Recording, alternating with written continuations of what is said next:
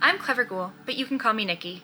Welcome back to the channel. While I'm still holding on to Halloween, I know a lot of people want to get started on the holidays, which is fine. I'm not sad at all. On top of that, I know times are rough right now. Things are astronomically expensive, and a lot of us are looking for inexpensive projects that still give us a lot of bang for our buck. And that's what we're doing this week. I saw these lights on the Pottery Barn website. They're called the Ornament Garland String Lights, and they happen to be priced at $59.50, which is way too much money for something like that. Like I always say, if this is something you want to spend your money on, go for it. There's no judgment here. But personally, I'm not spending $60 on string lights with plastic ornaments on them. In fact, when I saw this, I knew immediately that I could make this with items from the Dollar Tree. So that's what I'm walking you through today. This is such an easy craft. It's quick and there's no skill required at all. So with that being said, let's get into it. For one strand of lights, you'll need the following. One tube of 15 ornaments. I used all of these, but if you wanted to skip the glitter or the glossy or the satin, maybe you didn't like one of those, you would have to buy more than one package of these ornaments. 2 packages of the 16 mini ornaments, fairy lights.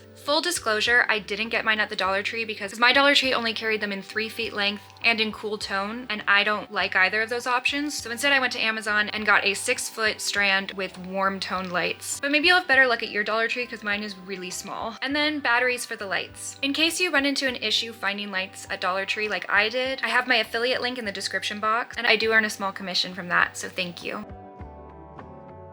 First, I unraveled the lights and put in the batteries to make sure that the lights were actually working before getting started. Then I dumped all of my ornaments out on the table, and then I just began threading the ornaments onto the fairy lights. When an ornament was placed where I wanted it, I would loop the wire around and sort of twist it so that it locked into place. I like sort of a more random placement. This way I can space out the bigger ornaments so that things look more balanced visually. After doing this for a bit, I realized I was going to run out of ornaments and have too much wire exposed. This is because originally I was going to not use the glitter ornaments that came in that tube, but once I hit this point, I realized I needed to add them on, so I took them out, sprayed them with hairspray to try and lock down some of that glitter a little bit more, and then I took off all the ornaments I had already put on and started over. And so I just did the same thing again, except this time adding in the glitter ornaments. Essentially adding in 1 to 4 mini ornaments between the big ones, again without using a set pattern, as I didn't want too symmetrical of a look. I used every single ornament in the packs that I showed you, and only one of them had this issue, but I wanted to bring it up in case you run into it. Sometimes the little tops of the ornaments have an extra piece of plastic hanging down where you need to thread the fairy light through. If that's the case, either take scissors, an X-Acto knife, or some wire cutters and just snip that little bit off, and you can just keep moving. I just want to put that in there in case it happens to you.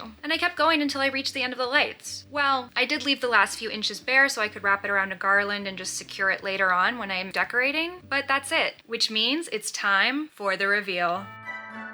Here they are. I am so impressed with how these turned out, especially when you factor in the pricing. Like I said, the Pottery Barn version was $59, but I spent around $7.50 before tax. So I really think this project is worth doing. And I love how customizable it is. You could use any ornament size, color, shape, whatever you want to put on there. You could make this totally your own at home to match whatever your decor style is. I just wanted to duplicate these Pottery Barn lights to see if it was possible, which I knew it would be, and it was. Would you make this at home? Please let me know how you would customize it to make it your own in the comments. I would love to hear. Again, I love doing inexpensive, easy, and fun projects, especially for the holidays. I know money is tight for so many of us right now, and I want to keep giving you projects like this throughout the holiday season. So hopefully you'll stay tuned from November through December to keep up with that. Thank you so much for watching. Don't forget to like, comment, and subscribe, and I'll see you in the next one. Bye.